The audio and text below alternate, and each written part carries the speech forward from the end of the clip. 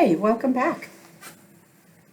This is going to be lecture 2, and it is going to coincide with, let me adjust that a little bit so that I'm not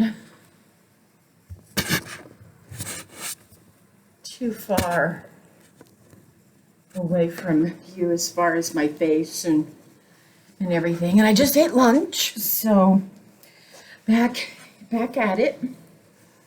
Okay. This is lecture 2, as I said, and this will be for Wednesday, March the 18th. That's what it will coincide with. So we have finished chapter 5, and we have finished chapter 6, and now we're going to begin on chapter 7. And chapter 7 focuses on language from home to school. We have started the semester talking about the anatomy and physiology. We've talked about infants, and we've talked about language theories. We've talked about different important researchers with very prominent names and their theories. We've talked about what would we expect from an infant, toddler, preschooler, school age, and now we're moving into the expectation for language from home to school, which, as you can well imagine, is very different. So, what I am looking at is PowerPoint slide on page 107. This is what it looks like if you are wondering where to begin. And again, in the upper right-hand corner, it says 12/18/2018, okay? Again, I encourage you to have your PowerPoint printed off so that you can jot down some notes. I will try my very best to let you know if something that I'm saying is not in the PowerPoint, and you'll have an opportunity to then make note of that. When we get through chapter 7, and I think our target date for the exam is around April 3rd, and we may be before that, we will have some review. So rest assured you'll have the preparation that you need for the exam. Okay, you ready? Here we go. Here's Miss Bad Hair Day. All right, here we go. Language from home to school. Now, if you think about it, the expectation that we have for children and their language skills are only going to be as good as what they've been exposed to. We can't expect that the language skills will be better than that. If the child lives in a language-enriched environment, parents are reading to them, they're exposed to literacy, they are given experiences to enhance their lives, they are well fed, they go to the doctor regularly. So we would expect that their language skills might be a little bit above their chronological age, because the expectation for that environment is greater. However, if they've lived primarily, maybe not in poverty, but the family has lived paycheck to paycheck, money has been very tight, nutrition maybe isn't as good, Possibly they don't get to the doctor as often. They're shuffled from one location to another for babysitting services and things of that sort. Mom's working 2 and 3 jobs and is exhausted, doesn't have time to sit down and read. Their language skills may suffer as a result of that. So we would not expect a child's speech and language abilities to be better than the models that they are exposed to in the environment. They learn from people who they care about and people who care about them. Sometimes you'll hear children talk about grandma and what they do with grandma, where they go with grandma, they live with grandma, grandma is raising them.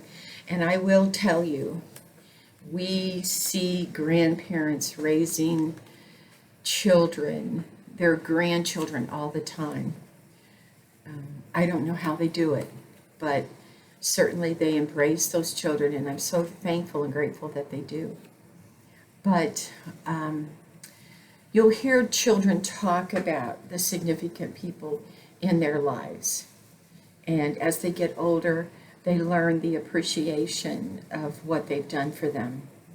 So they're talking about people who are really important to them, people who are meaningful, and people that they want to make proud. And certainly that's not a bad driving force behind getting children to do their best. A child learns a routine. Maybe if there's a routine at home, the child learns a routine. Hopefully they have a bedtime routine, maybe a routine of doing chores. Certainly those things are beneficial.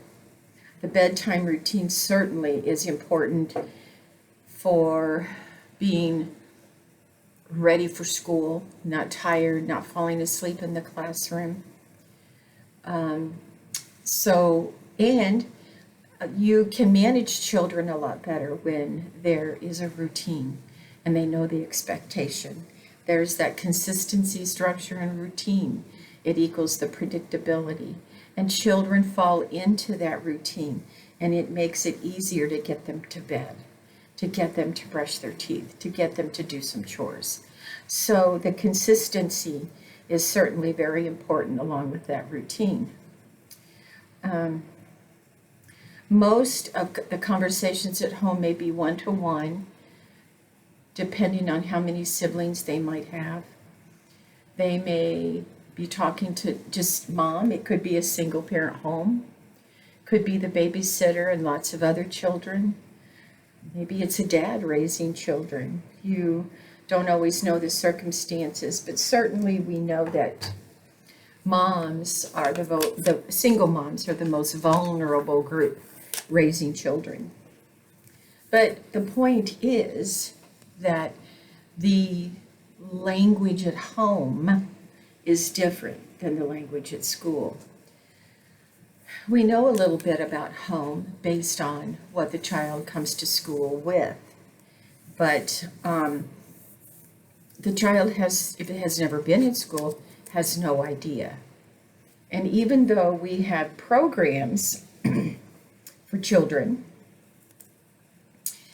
in preschool, early Head Start, doesn't mean they're going to take advantage of those programs. Not all parents do that. You have to get them there, and sometimes that's challenging for parents. Or parents maybe work nights and they sleep during the day, and they're just very, very tired. So the language at school and the language at home may be very different. Wilhelm did some research in 1994, and he suggests that schools are the dominant force in the socialization of children because they spend so many hours in school and they spend many years in school.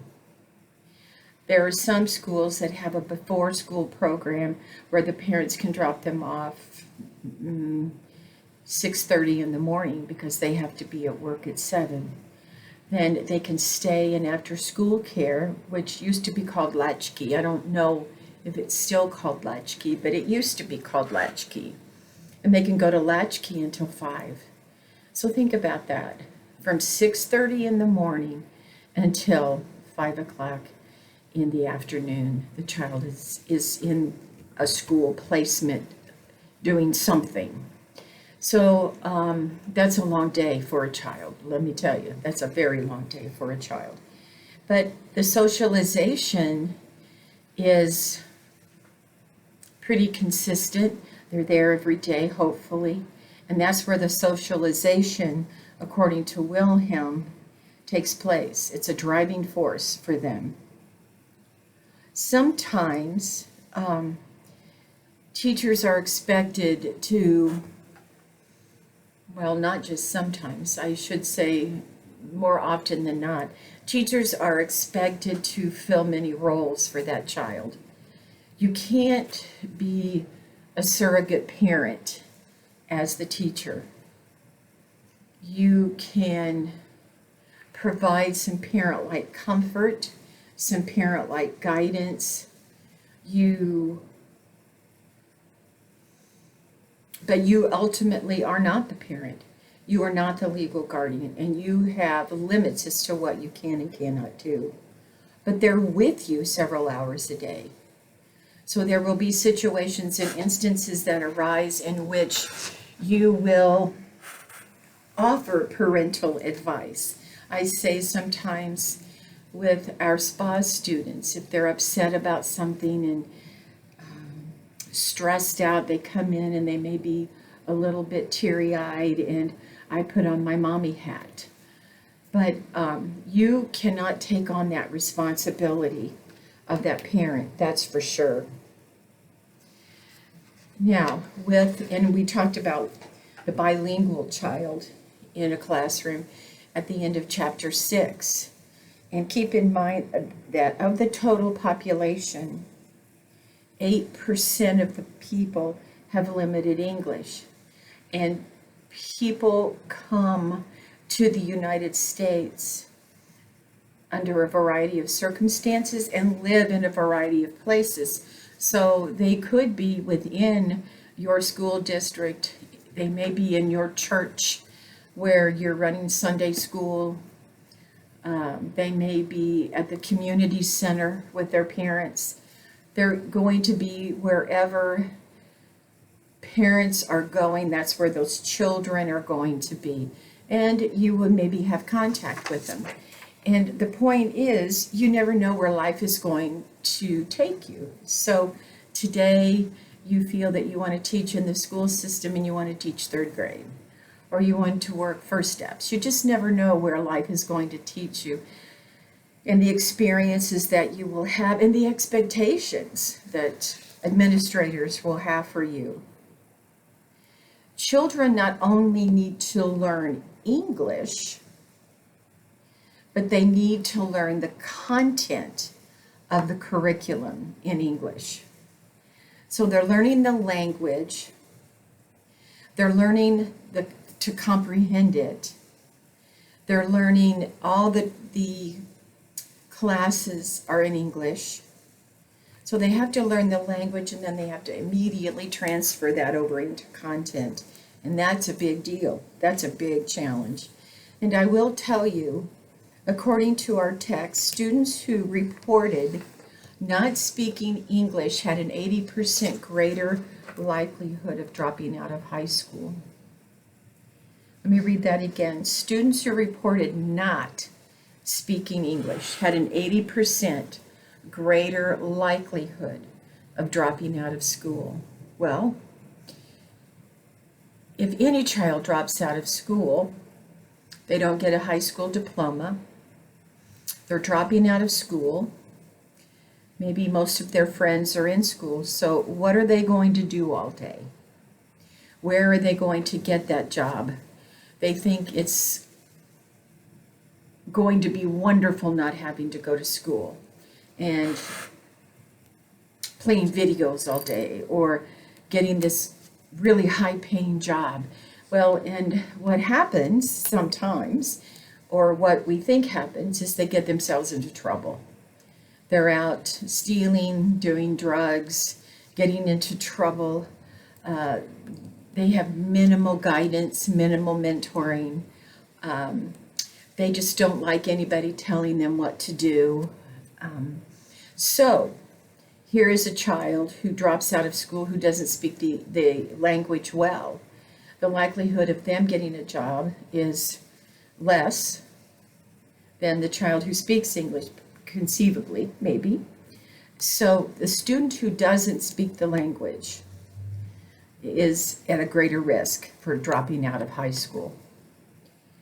Literacy development for students learning English as a second language is essential. There's one of those words that I said that you watch for, the best, the strongest, essential for academic success. Literacy development, the reading skills, reading for students learning English as a second language is essential for academic success. How do you pick up a newspaper or go online and read a job application? It's difficult. You are looking at how many bedrooms, how many bathrooms, what's the rent? Can I have pets? Is it upstairs, downstairs? What's the name of the street that it's on? It involves a lot of literacy. Literacy development for students learning English as a second language is essential for academic success. Speaking English is essential for social and vocational opportunities as well. So if you can't speak the language well, you can't read the language well, you don't write the language well,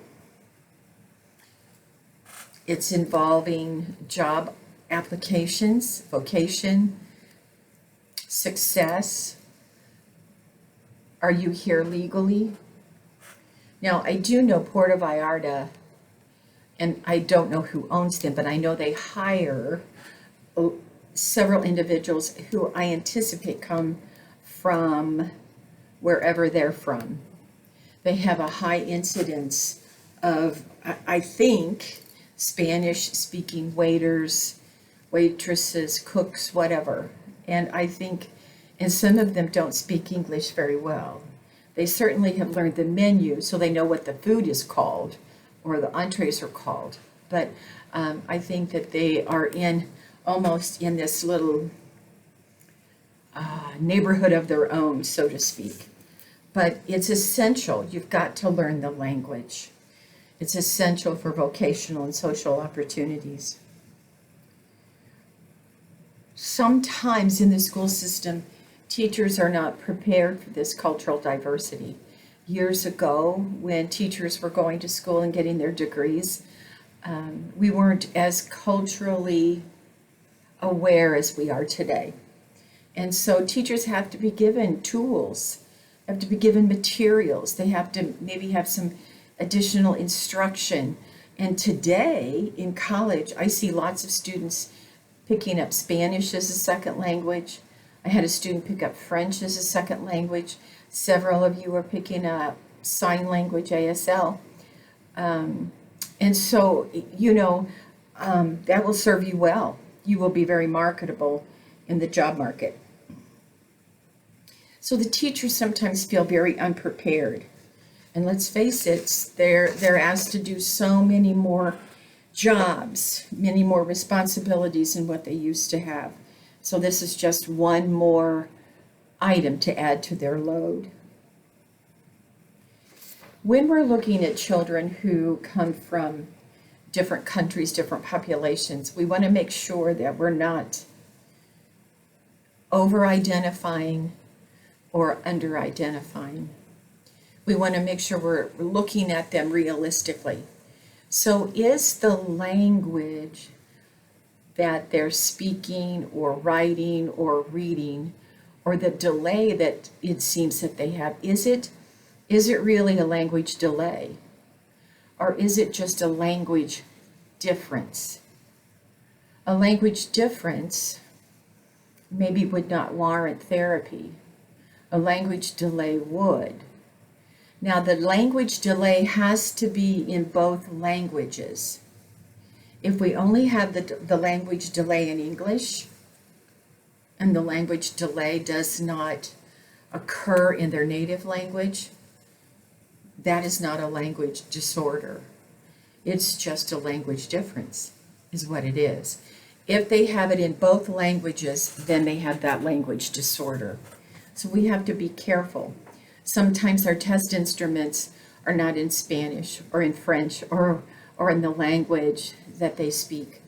And it is unethical to test them without using a proper instrument that is in their language, or to have an interpreter. It is skewing the results, biasing the results, and you have to accommodate. Those are accommodations that those kiddos have to have. So we have to be careful with our identification. Sometimes we just don't know, and it takes a long time to figure out, is it a delay or is it just the difference? And in the meantime, could I bring them down and put them in my group with kindergartners and working on language and asking questions, talking more? Would it hurt that child? Probably not, but then you have to think about, what is the child maybe missing in the classroom? So be careful with that diagnosis and how you label that child. The outside forces that are working against them, we talked about them not being able to speak the language.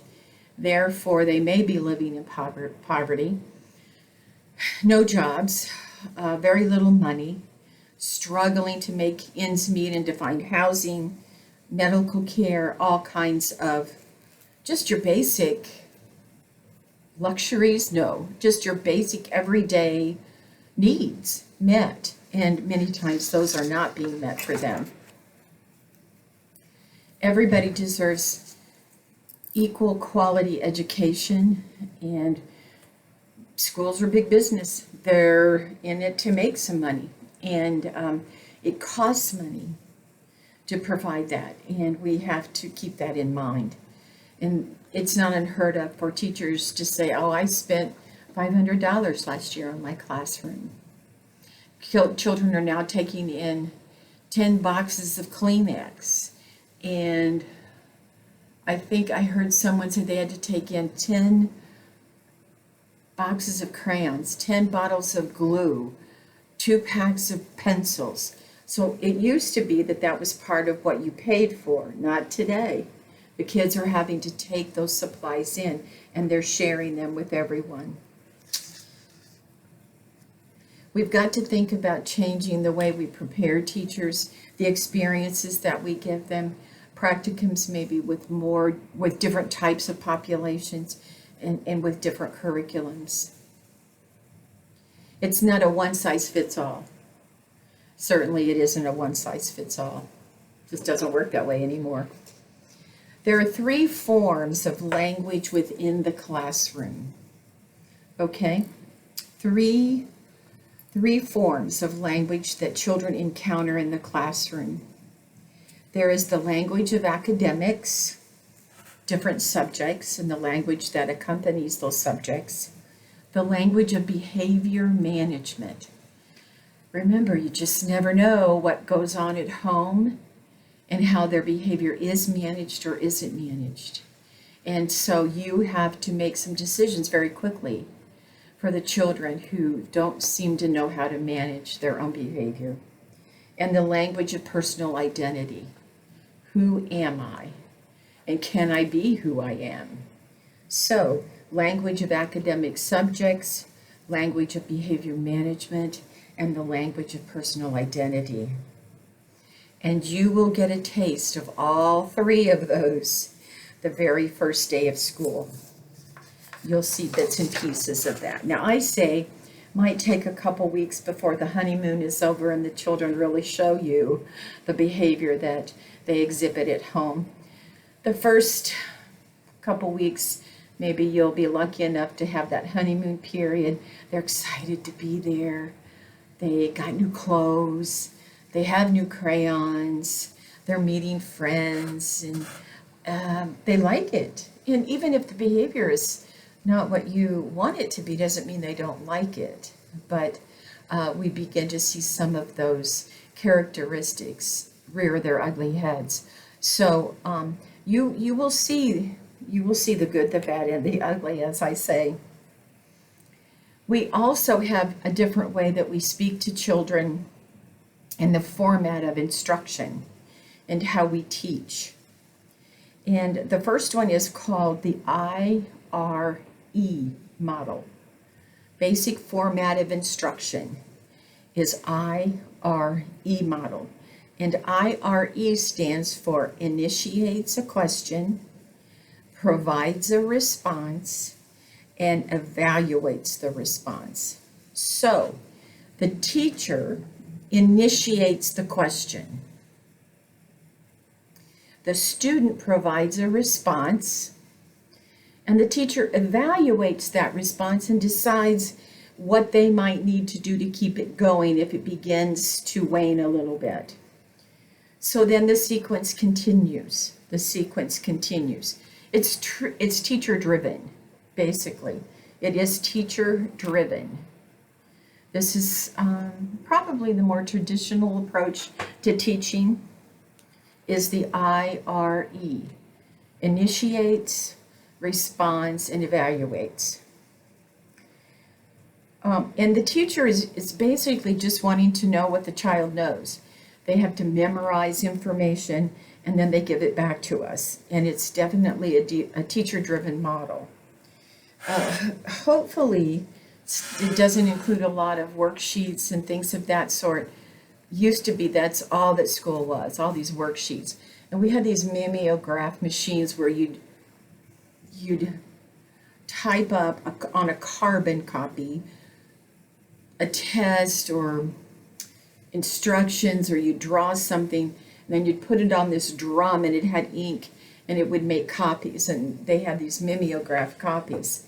And then the teaching strategy changed, and it was decided we shouldn't just sit children down with worksheets.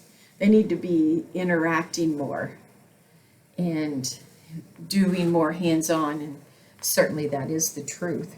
But it's teacher-driven.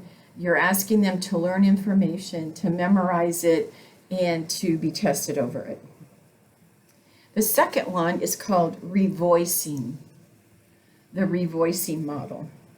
It involves more classroom discussion, and the teacher presents a problem and asks the class to consider possible solutions. So then the students are breaking up maybe into discussion groups, and they're talking about it, and then they're trying to come up with maybe some solution. And the teacher is basically just the facilitator. If she feels like it's fizzling out, she may have to do something to keep it going or to get it going again. But it's basically the students who are doing most of the facilitating.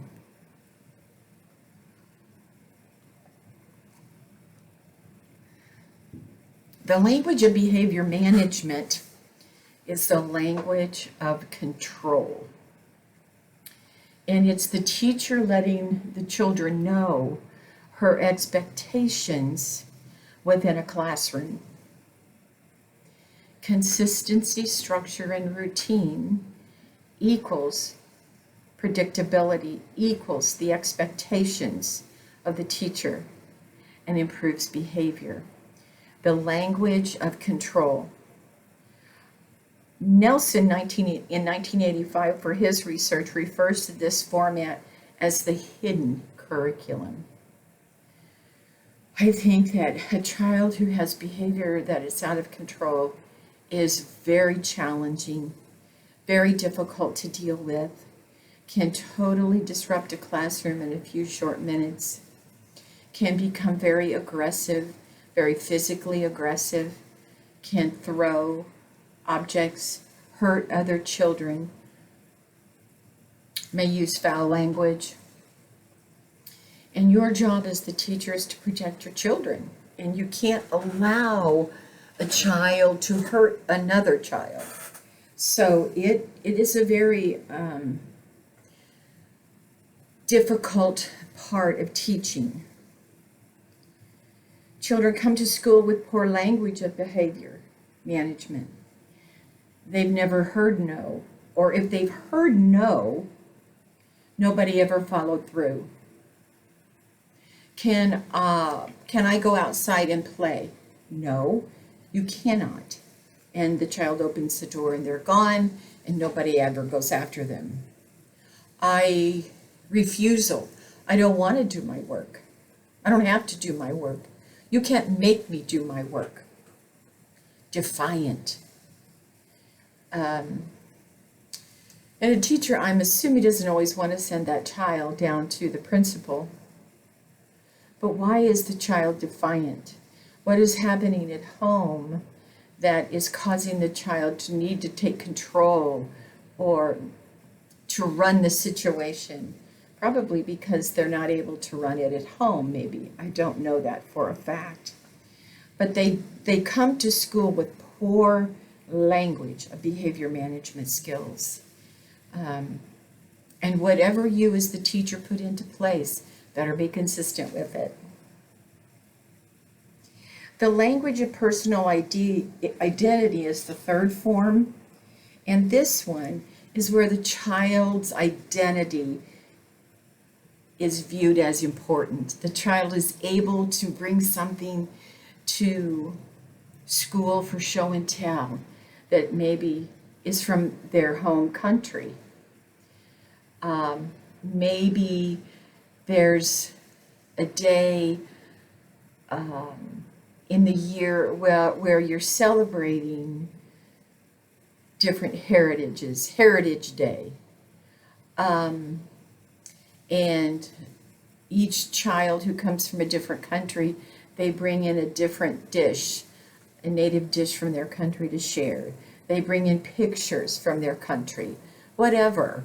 And the children are allowed to explain a holiday or what happens at Christmas. Whatever is important to them, and they're allowed to do that.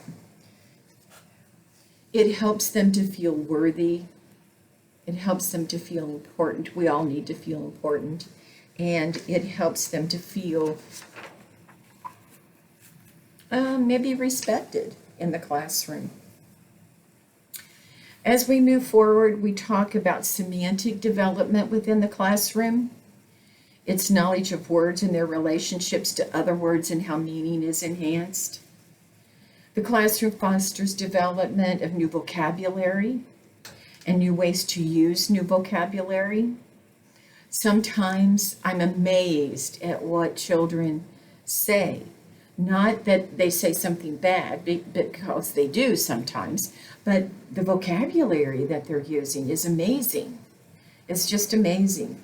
I went to see a child one day, and this was a child who was in school. And we were looking at a magazine about sharks. And this child was just unbelievable with what they were able to tell me about the sharks. Their body structure, the names of different sharks, about their teeth, their skeletal system. It was amazing. And obviously this was an area of interest. And not all children have sharks as their area of interest and will certainly not know as much. But capitalize on that. Use that as something that can catapult you into another learning environment. So the classroom fosters the development of that new vocabulary and new ways to use the new vocabulary. I will tell you, more talkative children who have been exposed to literacy and conversation and language tend to do better academically. Let me say it again. This is one of those Suggestions for parents. Children who come from talkative homes tend to be more talkative, and they tend to do better academically. Sometimes I think it gives them a sense of confidence. Now, everybody's personality is different, and sometimes children, their personality is just a little shyer, they're more quiet, but I think it gives you a sense of confidence. And I'll tell you, children know in the classroom who does a really good job and who doesn't. They all know that, who the really smart kid. So it gives them a sense of confidence, and they can participate, and maybe they can help other children in the classroom too. Spoken language primarily influences language development and vocabulary growth. Makes sense, spoken. There's that expressive component. You learn it, you understand it in terms of comprehension and reception, and you're giving the spoken component back, the expressive component. Now we know written language comes into play around the age of 6 or 7. And maybe even a little bit sooner than that. I know last year, River learned cursive in his school. And what was interesting about that, his printing was horrible. His letter formation, he did not use the lines on the paper well. His letter formations were sloppy. He would write uphill or downhill. He would intermix capital and lowercase. He didn't care. I mean, it was like, okay, that says River. I just told you it did. He didn't really care. When he started cursive, and he did not have to, the expectation was you don't raise your pencil off of the paper. So he had to continue keeping that pencil on the paper and writing. And it was remarkable, the improvement in his letter formation and just overall how neat it was. He was much, much neater, and you could read it. You could definitely read it.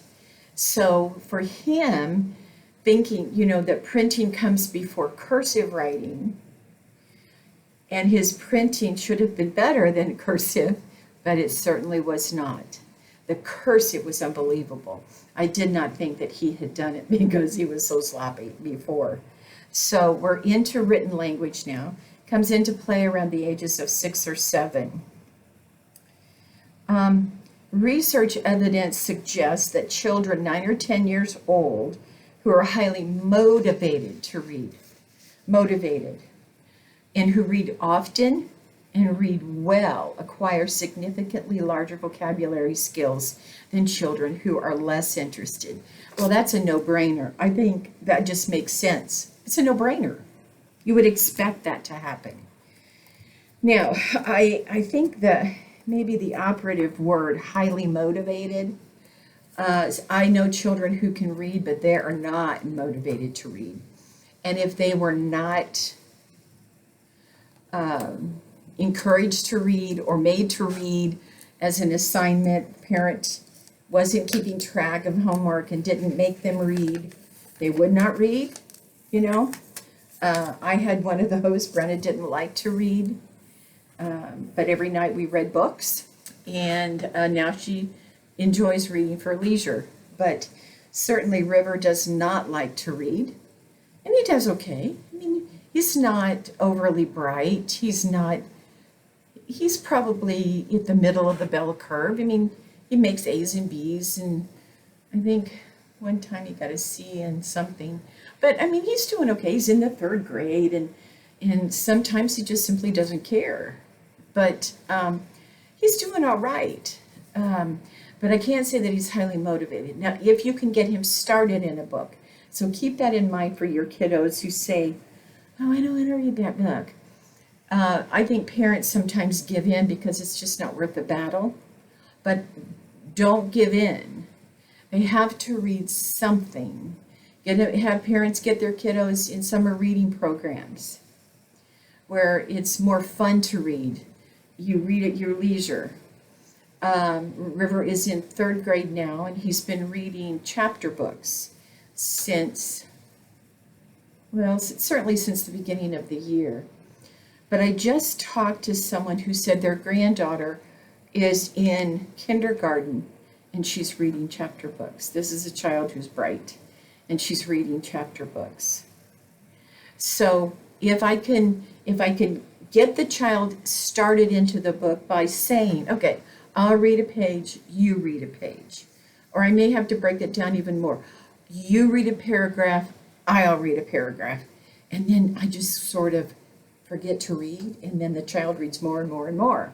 And once you get into the plot, the Goosebumps books or the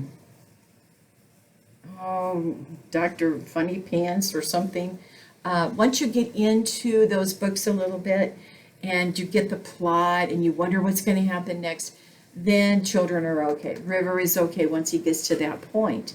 And so when it says who are highly motivated, I'm not sure he's highly motivated, but he does enjoy some stories. And so hopefully at some point in time, he'll read for pleasure. But at this age, the child is reading to learn. Or I'm sorry, I said it backwards. The child is learning to read. The child is learning to read. Learning to read. River is learning to read. Excuse me just a second. Okay, he's learning to read. But in the third grade, he's also transitioning into reading to learn because he has to be more independent. I would say his grades have fluctuated more in the third grade because he does have to read to learn. He has to be more responsible. As children move through the school age years, we're finding that especially in writing, they're using more sophisticated words. They're using less common words and trying to use words that sound more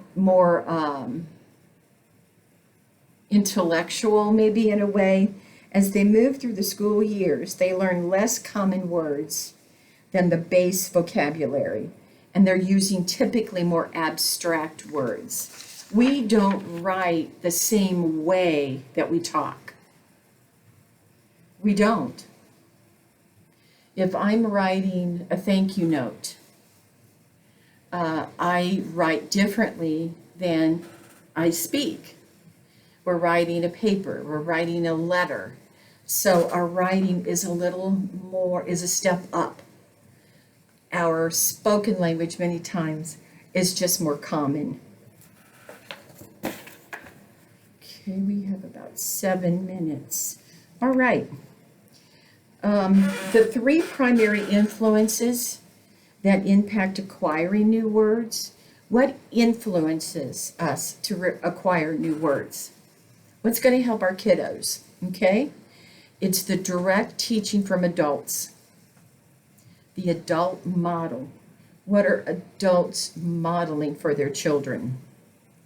That's going to influence acquiring new words. Now, you're going to get words you don't want, and you're going to get words that you do want.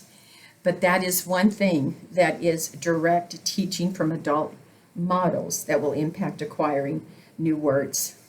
Using clues in context that surrounds the new words.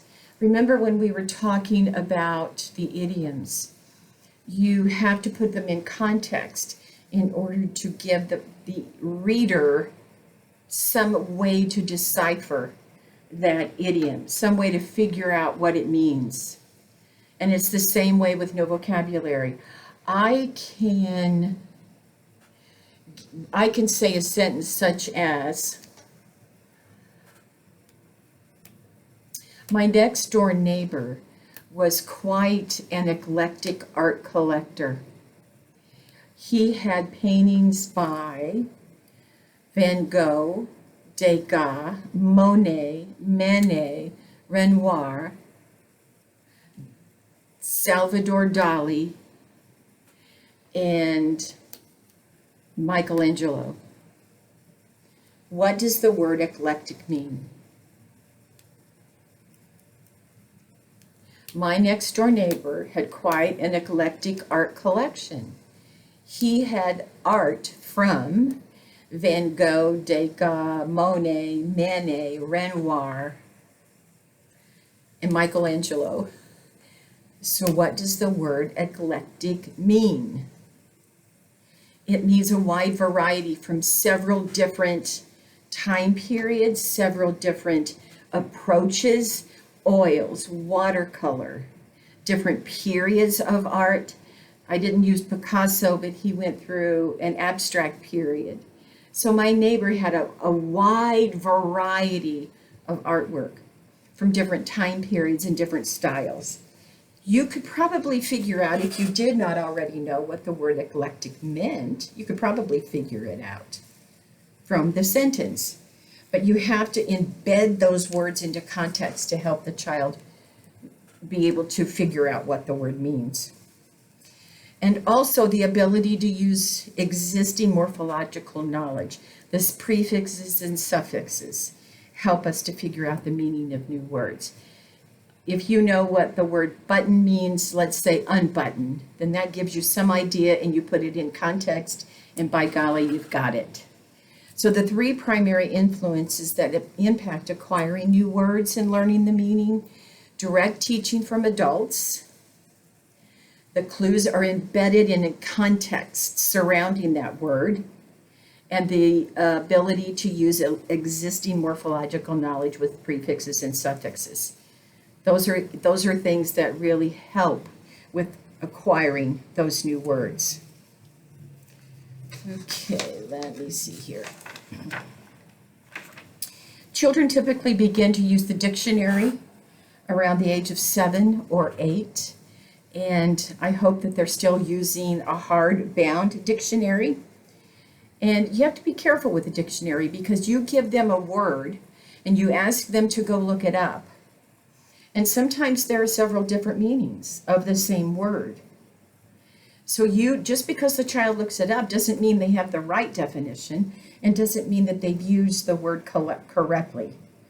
There are multiple meanings, and so we have to be careful and make sure that we're thorough with that instruction, and when we're telling children what they have to do to make sure they're using the right definition. We use context to increase the meaning, use existing words to figure out the meaning of other words. That's pretty standard. And we use a base word to figure out the new word. Remember I said when we were doing hypoxia and anoxia, A means the absence of. If you know part of a word, you can very easily figure out the other part. There's no doubt about that. I think what I'm going to do is, we've been talking and going through lecture for almost 50 minutes now, and I think I'm going to stop there, because the next section I'm going to talk about vocabulary development continued, and that will be on PowerPoint page 114. Okay, so this concludes lecture 2, and in a few minutes I hope to begin lecture 3, which will coincide with Friday. So I'll see you in a little bit. Bye.